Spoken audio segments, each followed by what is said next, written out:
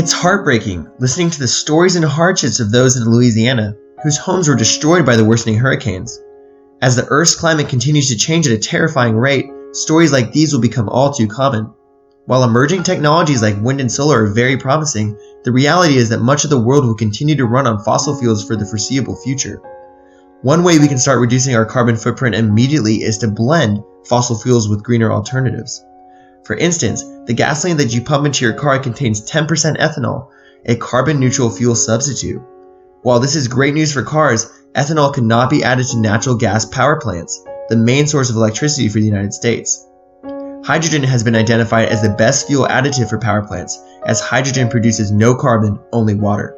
However, hydrogen is volatile and in large quantities can cause catastrophic engine damage in an event known as flashback. In our lab, we've constructed a model natural gas power plant and fitted it with windows for easy viewing.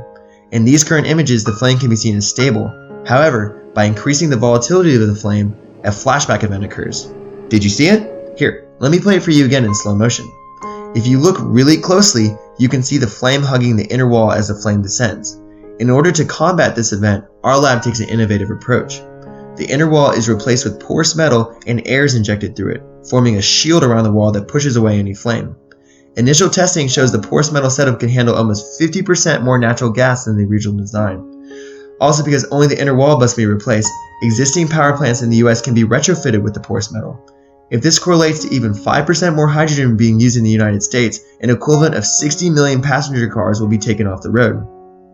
Currently, laser diagnostic techniques such as chemiluminescence and particle image velocimetry are being used to determine if our carbon footprint can be reduced even further.